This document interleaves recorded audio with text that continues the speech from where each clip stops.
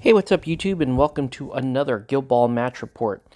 We're back with Midas, and today we're playing against Sean's Hunters team. So Sean coming in with another new team, kind of, well, not new for him, but he hasn't played in a while, so he's kind of browsing through his teams, looking for possibly another source of excitement. But yeah, and I'm taking the old Midas box. So Sean is coming in with Skatha, Fahad, Vet Minx, Vet Hearn, J-Car, and Egret. Meanwhile, I've got the Midas Box 1, essentially. Midas Flask, Catalyst, Vitriol, Mercury, and Calculus. And I've been wanting to play this box for a while because it had dawned on me with the changes to Midas. Hey, how does this box actually play now? Is it viable? Can you get a decent, fun game out of it? So that is what we're trying today while Sean is relearning Skatha. So for the Hunters, they are playing a 2-2 game, 2 goals, 2 takeouts. One, they want to limit my backfield access. That's using traps and using other control elements to keep me out of his backfield. 2, he wants to maintain his influence efficiency. So things like Blessing of the Sunfather and Furious. And 3, timing his goals.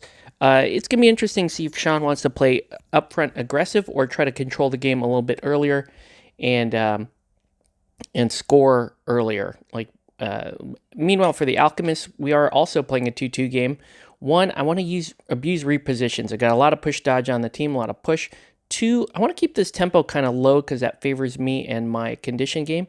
And 3, on the playbook, I think I've got a good enough momentum momentum advantage to really kind of lean more on damage and focus on getting some takeouts because I think I still have a kicking distance advantage here. So let's go ahead and speed it up and let's get to the game here. So like I said, Vitriol kicked off there. You can see here in the middle of the field, and now Sean is advancing with J-Car. J-Car is going to snap up the ball. He's going to drop a trap, and he'll pass the ball back to, I believe it's Skatha back there. I'm just going to go Beaker Keeper with Flask over to Mercury and pass turn. So I haven't used Flask in quite a while, and he's great on the first turn, but as you'll see, the activation orders on the subsequent turns are not so great. Sean thinking about doing something kind of fun with Egret there. Decides not to. It's going to move forward with Vet Hearn and just sprint past turn. So he's got Vet Hearn, who's a little too close to the center of the board, and I decide, hey, Vet Hearn's a 3-1 defense. Let's do something about that. So I'm going to pull the fire off of Catalyst, get a free charge on Vet Hearn with Vitriol. Vet Hearn is, I believe he decides to counter, so I go ahead and put up Clone. And actually, he doesn't counter until after my first attack post-charge. So he uses that attack to take Clone off. I think Sean has an idea of what to do with Vitriol being midfield there. But Vitriol is going to effectively dodge 2 or 3 inches back with lots of momentous push dodge. And you can see my pile of momentum there starting to grow. So I know I have a good momentum lead right now. And yeah, so I'm just going to kind of keep Vet Hearn hostage there. Sean thinking about should he take his goal run, and it looks like he's going to. So puts the fast ground towards the midfield there with Skatha. Creates a snowball, passes that over to it looks like Vet Minx, dodges up, measuring his charge there. He could have, so he has effectively an 11-inch charge if he wants to take it, and it looks like he does. He's going to take it against Vitriol. I forget. I think I pay for a counter here, but I know he's going to double dodge out anyway. But it's good enough to kind of force him to do that. Right. What I don't want is I don't want a cold snap, because it's kind of ridiculous that Skatha is like that good of a striker and has an amazing play like cold snap, which is buyable off the playbook. Kind of ridiculous, guys. Anyway, so yes, I'm very jealous of what Skatha can do as a striker captain, because my striker captain is mediocre, as the thing would go. So he's measuring out. He can take a double dodge there, get over to Flask. So he's going to double... Actually, I think he takes a triple dodge because I think he buys Blessing of the Moon Goddess first before he did that charge. And so now he's thinking, okay, well, he'll be over there where that dummy 30 mil is. So we move him there. He's about 2 1/8 of an inch off, so he's going to buy a legendary this time, get 3 inches worth of dodge, and kick a goal. So he did have to spend his legendary to do this, but it was worthwhile. He's, Sean is playing he wants to play very aggressive here, and I don't disagree with that. I think that's really his strength. Where his strength is going to be is kind of keep goal pressure on me. It puts me in an interesting spot. I'm not really used to being the not goal scoring team in most of my matchups with Midas. So I'm going to go ahead and throw the ball back. It's going to snap to Calculus there, who is then going to pass to Midas. Midas will dodge up, and Calculus is just going to casually walk up to Skatha. And I probably could have done this a little bit better, but I pull the poison off of her to try to hit Vet Hearn with a Noxious Blast. I roll poorly and miss, and so that was bad. But I do have a couple of crowd outs on Skatha, should I decide I want to take out my revenge that way. Meanwhile, Egret's going to go up. She's going to hit Flask with Flurry, which is quite nice here. So 2 damage and poison on Flask, Calculus, and Vitriol. But poison is great for me because, hey, I've got stuff I can pull for free plays now. Now, I will say it's great that he waited that long to go with Egret to do that, because I can't use 3 poisons. I can use maybe 1 or 2 of those, but some of those are going to stick. So Egret is going to back to the shadows, and you can see just keeping that forward pressure on my side of the board. I like this in theory, but let's see if he can maintain pressure there. Okay, so I'm going to go with Mercury. I'm going to throw a Fire Blast kind of in front of Vhern because I have a very specific purpose for doing that. And I'm going to do 2 damage and burning there. He's just going to jog up with Fahad, get him ready for next turn. So I'm doing a decent job keeping Vet Hearn kind of ready for action there. I'm going to go and decide, maybe I should go with Sprint around the corner with OCAT. I said that's kind of a waste of influence. So I'm going to go into him with Midas, actually. And I'll pull the burning for fulmination, then I'll start kind of dodging around him and doing a little bit of damage. The goal here is to try to get lore off onto OCAT, and it looks like I do, which is great because OCAT can just jog right over that barrier. And now OCAT's in a great position. Midas still has plenty of influence to continue on his run. So he'll do a push double dodge, and then he'll take advantage of the fast ground. Jog up, and then kick a goal. And I'll return the favor here, tying the score at 4. But importantly, I have a gigantic momentum lead right now, and I've got a hostage. So both of those are looking pretty good. Ball's going to come back in.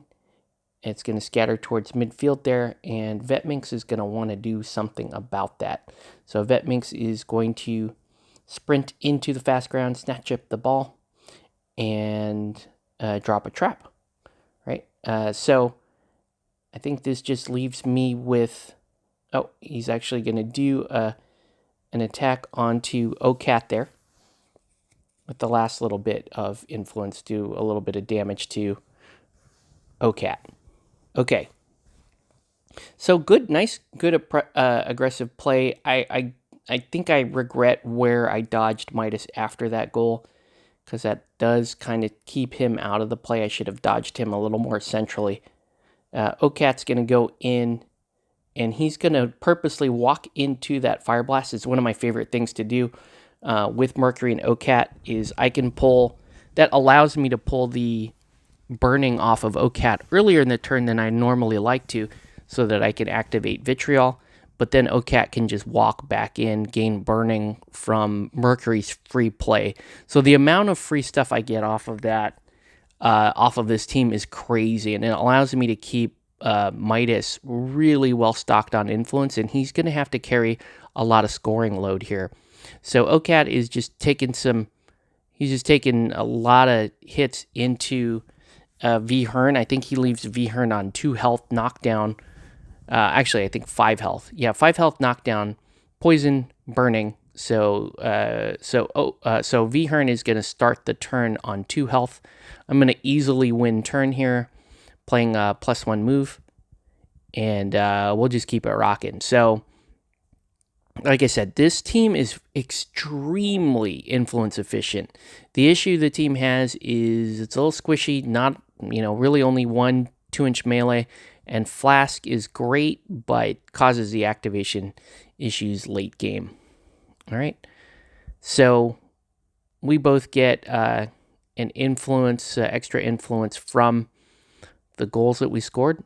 So I'm going to start with a fully clipped Mercury, and I am going to go into a 2-1 Vet Hearns. One of my favorite things to do is to just launch fireballs off of a 2-1 target and then wrap and incidentally kill my target. Now, if I did this a little bit better, I might have been able to kill both players. I was hoping for one, or like even one additional wrap would have killed V Minx here. But I managed to quickly take out Vet Hearn, and I think I leave V Minx on like maybe 5 or 6 health. So that's quite nice. It's a quite nice start to the turn, but what the downside to this is, because I didn't kill Vet Minx still has the ball. So Vet Minx is going to do a couple of attacks here on OCAT, drop another trap next to him. So you see Sean trying to make use of the traps to limit me. Unfortunately, when you're in this tight, it doesn't make a huge difference. The snare is nice and it reduces me a little bit, but when you're playing this close quarter, it's not so great. The good news is, though, this is an early activation for Sean, and he can just run up and take a goal, which is what he's going to do. He's going to do a couple of attacks, jog up, get to within 6 inches of the goal, kick a goal. And now the game is really interesting, right? So as cool as my first activation was, he is now up 8-6, and this is where you got to be scared, because Skatha hasn't gone, Egret hasn't gone, J-Car hasn't gone, and he still has plenty of scoring threat on the board. I throw the ball upfield, and naturally it's going to snap to his player. It's going to go 1-6, exactly where it needed to go, to snap to Egret, because hey, why not? That's the ball is. I should have just called it just to be a prophet. I do that quite a bit. I was like, oh, it can only go. There's only one result that will end up poorly, and I will roll that result. Anyways, I'm gonna go back with Midas. So Midas has to backtrack. He's gonna go into Egret there. He'll do a Momentous Lure to give himself a Krata with the robot. Then he is going to, I think he pulls for a little Fulmination here. And one thing I will point out is I handily have the momentum race won in this game. There's, Sean has a lot of cool influence efficiency. He has got good control and he's got good scoring, but I have momentum in spades with this team. So I'm going to go ahead, snatch up the ball, and then I do a double dodge out and then acrobatics over to cover there. So I'm trying to kill the ball effectively for the rest of this turn. But it does hint, this is still very, very scary, considering Skatha and neither Skatha nor Egret has gone. So it looks like Sean is going to go, I think he's going with Skatha. And here's another kind of like shaking off the rust here with Skatha. Does not put down the fast ground. I keep reminding him, like, hey, put your fast ground down. And there he goes. He's going to put it down right there. So he got a double dodge off. He's going to clear the poison. And then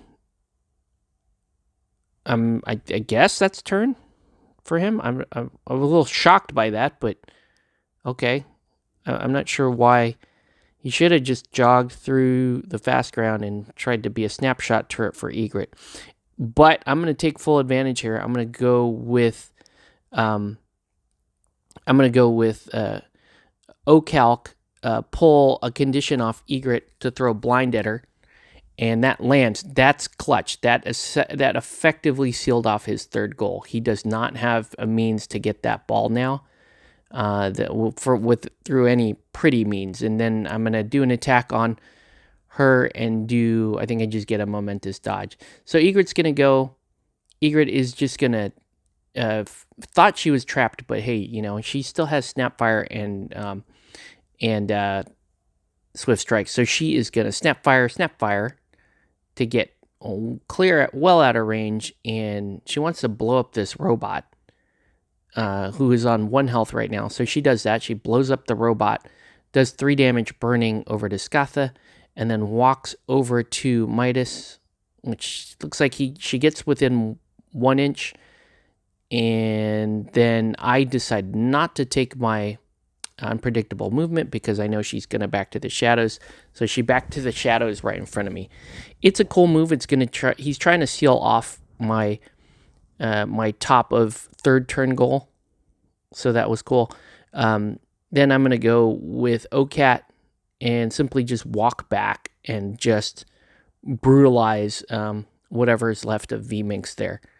So she's still 5-1 defense, but I knock her down. I managed to get the knockdown on the first attack, which was great. And that makes his takeout pretty quick.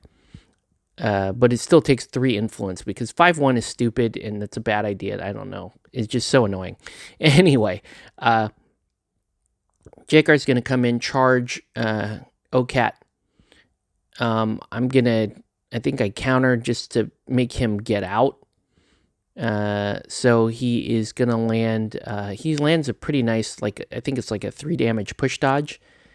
But it makes him waste an influence. And so I'm okay spending that because that prevents him from getting another momentum. And again, my momentum lead is pretty critical here. He'll back to the shadows to the other side of the board. I would have stayed in with Ocat, but I don't know. Anyway, it looks like all I have left is Vitriol. I'm going to pull Poison off of Calculus to go in on Skatha. And I don't recall doing any damage. I think I may have just done push dodge. I don't remember. And Fahad has kind of not been able to get his charges off this game. He's activating him very late, which isn't the end of the world, but it's, that's some influence efficiency loss there. So that's going to end the turn. Again, I have a gigantic momentum lead, so it's just going to boil down to, can I kick this goal on the first activation? I have to kick the goal, or I think Sean wins the game because he'll be up 9-8. He's got a potential takeout there on Ocat, or better yet, he's got some personnel that can get back to a coming in off a missed goal. Now he brings in Vethern and V-Minx on the other side of the board to try to get my robot, and I would have come in on Midas and tried and forced Midas to acrobatics out of that side, and then try to play a weird goal threat against Fahad.